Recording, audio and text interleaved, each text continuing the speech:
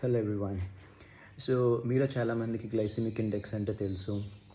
Carb loaded ఫుడ్కి glycemic index ఎక్కువ ఉంటుంది. కార్బ్స్ తీసుకుంటే గ్లూకోజ్ లెవెల్ పెరిగితే, గ్లూకోజ్ పెరిగితే దాన్ని కంట్రోల్ చేయడానికి ఇన్సులిన్ పెరుగుతుంది. ఇన్సులిన్ పెరిగితే ఫ్యాట్ లాస్ ఆగిపోతుంది.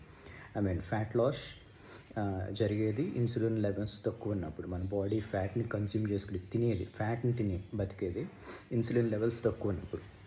సో బేసిక్గా ఏం చెప్తారంటే, గ్లైసెమిక్ ఇండెక్స్ లో ఉన్న ఫుడ్స్ తీసుకుంటే గ్లూకోజ్ పెరగదు, గ్లూకోజ్ పెరగకపోతే ఇన్సులిన్ పెరగదు. ఇది అందరికీ most of you knows this thing.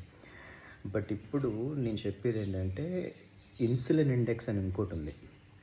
బేసిక్గా మనం ప్రోటీన్ రిచ్ ఫుడ్ తీసుకుంటే గ్లూకోజ్ పెరగదు, దేర్ బై ఇన్సులిన్ పెరగదు అనుకుంటాం. కానీ ప్రోటీన్ తీసుకుంటే డైరెక్ట్గా ఇన్సులిన్ లెవెల్స్ పెరిగిపోతాయి. గ్లూకోజ్ లెవెల్ పెరిగి ఇన్సులిన్ పెరగడం కాదు, ఇన్సులిన్ లెవెల్ కూడా పెరిగే ఛాన్సెస్ ఉన్నాయి. ఫర్ ఎగ్జాంపుల్, మనం తీసుకునే వే ప్రోటీన్, జిమ్కి వెళ్ళే వాళ్ళు తీసుకునే వే ప్రోటీన్ చూసుకుంటే దాని ఇన్సులిన్ ఇండెక్స్ చాలా ఎక్కువ. గ్లూకోజ్ పెరగడం అవసరం లేదు, డైరెక్ట్ ఇన్సులిన్ పెరుగుతుంది. So we need to find that balance. మనం తీసుకునే ఫుడ్ చాయిసెస్ ఎలా ఉండాలంటే, ఈ మూడు I lean more towards the fat.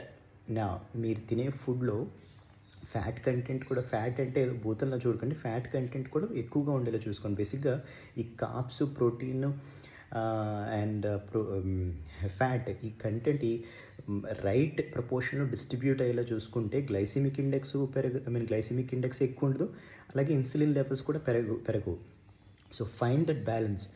I will make another video where I will provide you the list of foods or recipes which can help you meet the protein requirements and also keep these glucose levels and insulin levels కొంచెం కంట్రోల్గా ఉండేలాగా. So నేను ఇంకొక video post చేస్తాను. Please wait for that. And video content కనుక నచ్చినట్లయితే please to subscribe. Thank you.